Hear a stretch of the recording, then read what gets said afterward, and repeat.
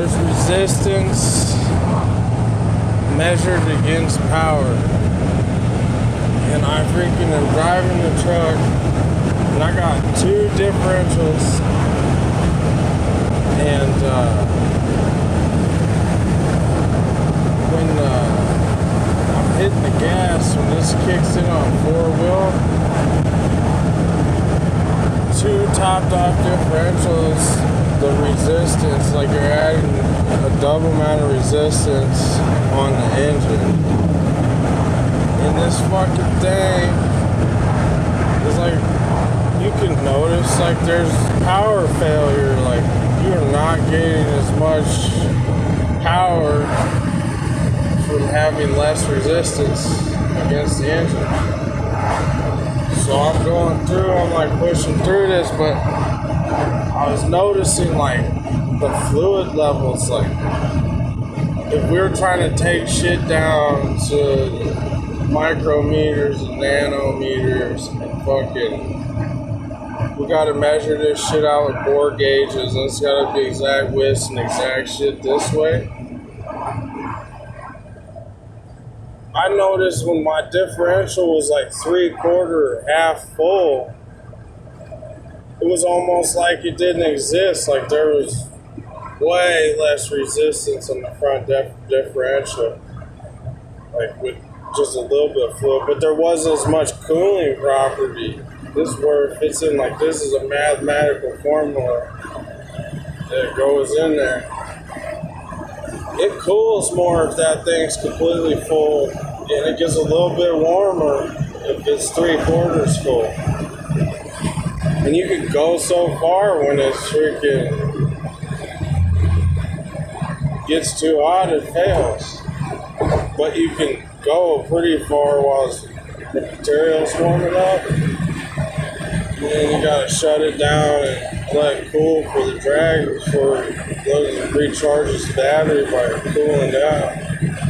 Let everything strengthen up again, and then you push it, and you can go, just as many miles of distance the life of a machine, but you just get there half as fast. The freaking diff, when it's full, so much resistance keeps it cool, but the fuel consumption, you need twice as much power, but you can get there twice as fast with twice as much power and get just as many miles because it's the exact same destination.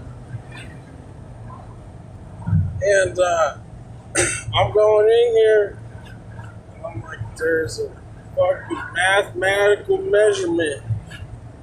The resistance is fighting against power. And power's always gotta fucking win no matter what. But it doesn't matter how it wins.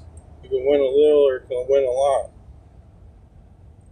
And I'm like, this is all it is going through a sketchbook and remeasuring any kind of fluid volume parts, remeasuring any kind of electrical voltage amount of parts, remeasuring the materials that are now going to need to be changed. Like, are they going to respond differently? And this is going to get us floating off the ground with cold fusion, man. Like, it's going to be cool. I've seen some real machines. There ain't no way that they couldn't have been that real. These things can do backflips around light poles and weigh 20 tons. These things are cool. But, yeah, keep working on it. And there's just one part. I wish there was like, I'm on a born again Christian trip right now. If there was, I don't know, 1,000 exactly identical to me in a freaking engineering lab, given the power of that project, man, we would each get one part, and that's all we could work on. And it's going to be the best part. It's going to be keep adapting and keep growing as that part. and be more safe and secure and everything. And I totally risk failure because that's what daredevils and stunt artists do. Okay. Russia had a big bad blow up with the nuclear reactor, and it almost killed us from the shock to put the environment in. There's got to be a better way. Okay. Talk to you later. It's gonna be sweet. I just see no problem ever. There was no end or doom as far as I could dream. Put that formula together. Resistance versus power. How much resistance you put in it. There's different chambers, like different fluid containers in a vehicle. You got engine oil, you got power steering fluid, cooling system, you got tanks with gears in it to make different parts move. And you got fuel substances that have their own kind of system that's safe. You don't even see the design of safety behind each design of each part that makes the assembly. It took 1,000 people to make one thing.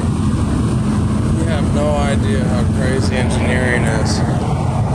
Okay, but we didn't freaking have to be. My daughter's black. I love her, baby. We'll talk to you later.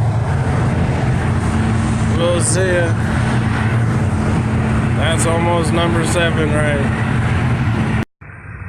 I'm calling it angular adaptive science. And then I put in the quotations and taking new approaches in science.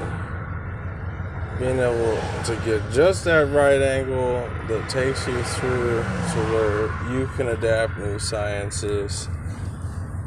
That's the angle approach that we're going to. We're going, maybe towards the northwest on that angle approach, but that's just one of the many plausible things that could happen on Earth.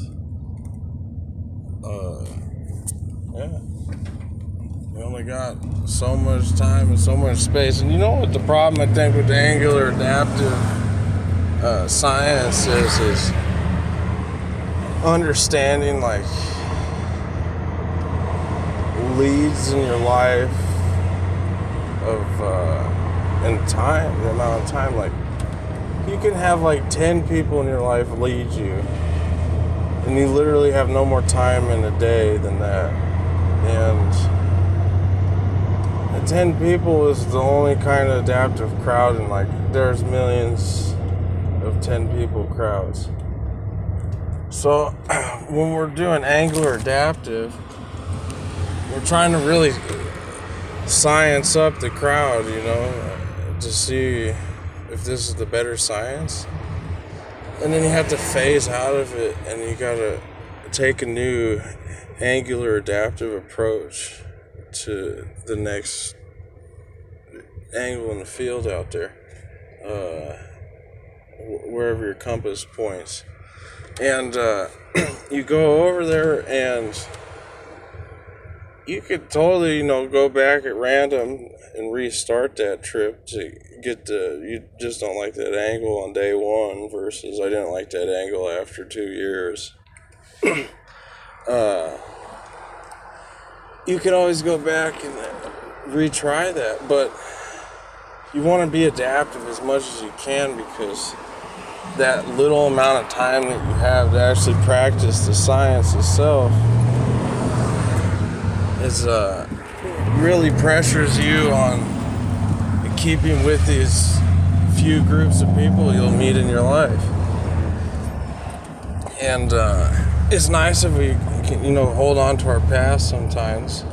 Maybe people are historians and that's their kind of historical science thing, but we're totally reforming this into an angular adaptive science. And then that's our approach for really digging into this last few known arts of existence. And really like pulling and puzzling and seeing if, like we can bond inanimate objects physically somehow. You'll see how it goes. And, some days there's an attraction right there and you're always in a hot spot. I think there's a million different aura forces. Maybe there's less.Maybe there's really only 1,000. But there's like aurological forces. Like you'll be magnetized to something one day and you almost feel like you're rooting to it. And then you'll be in the same exact spot on the next day. And you're totally repelled against it. And you're the balance of those forces. But just examining all those prospects out there, you got the orological forces and angular adaptive sciences now. And just knowing that there's different fields there that haven't been tested, and there's real things that can have molecular properties that you can change and recreate for something of interest that makes sense, that works, something that's like alive. It's like Frankenstein out here. Like, damn, we just got the new what we see McLaren. Oh man. We see now, we're like, oh, dang, how much does a McLaren Formula F1 sports car go? Jeez. But you get those things, it comes out like Frankenstein. It's like, okay. As much as like there's a unagitated feeling there, and it's sick, and you don't have to be a part of that sick feeling, but if you bring something like to the world that never existed before, and it exists and you're the part of it, and you actually had the communication and grasp to help produce the concepts. It's kind of like a rewarding feeling, like I shouldn't even be alive right now, like, but I am, and I exist, and it's great, so might as well use it, put it together. That's my comment on my title. Angular adaptive science.